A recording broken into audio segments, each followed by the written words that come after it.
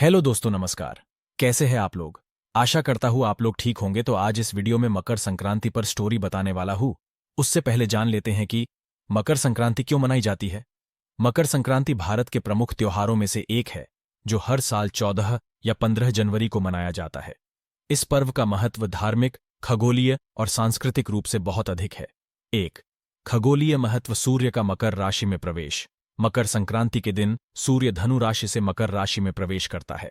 इसे उत्तरायण की शुरुआत माना जाता है, यानी सूर्य अब दक्षिण से उत्तर की ओर यात्रा करेगा। दिन रात के बदलाव। इस दिन से दिन लंबे और रातें छोटी होने लगती हैं। इसे प्रकृति के नए चक्र की शुरुआत के रूप में देखा जाता है। 2, धार्मिक महत्व। सूर्य पूजा। मकर संक्रांति को सूर्यदेव की पूजा का विशेष दिन माना जाता है। इस दिन लोग गंगा, यमुना और अन्य पवित्र नदियों में स्नान करते हैं। इसे पापों के नाश और मोक्ष प्राप्ति का पर्व माना जाता है। पौराणिक कथा। मान्यता है कि इस दिन भगवान विष्णु ने असुरों का संहार किया था और पृथ्वी पर धर्म की स्थापना की थी। भगवान सूर्य और शनि का मिलन। पौराणिक कथा के अनुसार सूर्यदेव अपने पुत्र शनि से मिलने मकर राशि में आते हैं। इसे पिता पुत्र के रिश्ते का प्रतीक माना जाता है। 3, सांस्कृतिक महत्व। फसल कटाई का पर्व।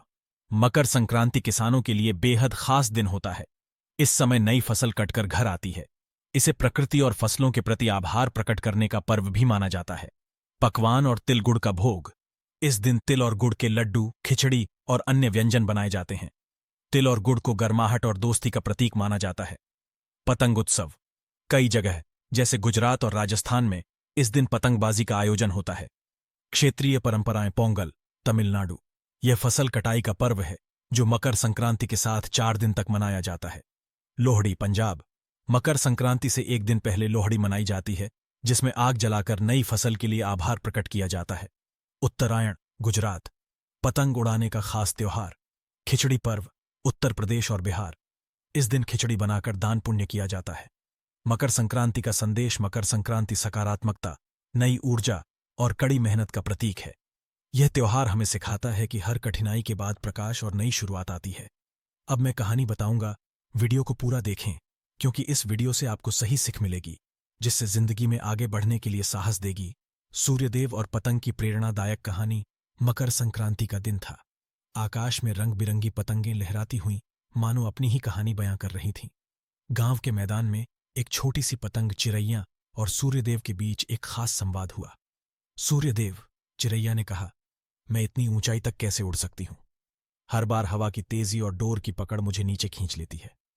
सूर्यदेव मुस्कुराए और बोले, तुम्हें सिर्फ अपनी सीमाओं से नहीं, अपनी हिम्मत से ऊपर उठना होगा। हर बार जब हवा तेज हो, डरो मत, बल्कि उसका सहारा लो। चिरैया ने कहा, लेकिन मेरी डोर मुझे बांध कर रखती है। क्या यह बंधन मेरी उड़ान के खिलाफ नहीं है? सूर्यदेव ने समझाया, डोर तुम्हारी जड़ें हैं, जो तुम्हें संतुलित रखती हैं। बंधन नहीं, सहायक हैं।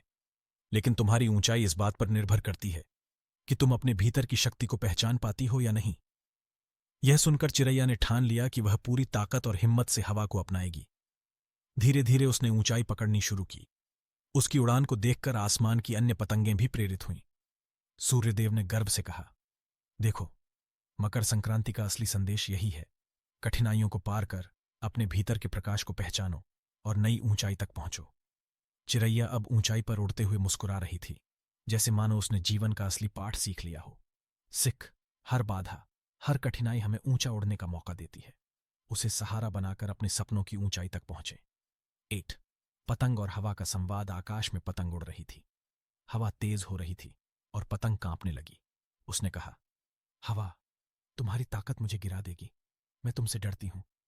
हवा मुस्कुराई और बोली, डरो मत, मैं तुम्हें ऊपर उठाने आई हूं। बस अपने हौसले को मत छोड़ो। जितनी तेज मैं चलूंगी, उतना ही ऊंचा तुम उड़ोगी। पतंग ने भरोसा किया और धीरे धीरे वह ऊंचाई तक पहुंच गई।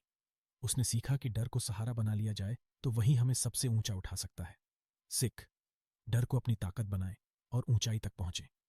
आशा करता हूं आप लोगों को ये वीडियो पसंद आया होगा, तो जल्दी से इस चैनल को सब्सक्राइब कर दीजिए और लाइक और कमेंट कीजिए, ताकि ऐसे ही वीडियो आप लोगों को मिलती रहे। Thank you for watching video.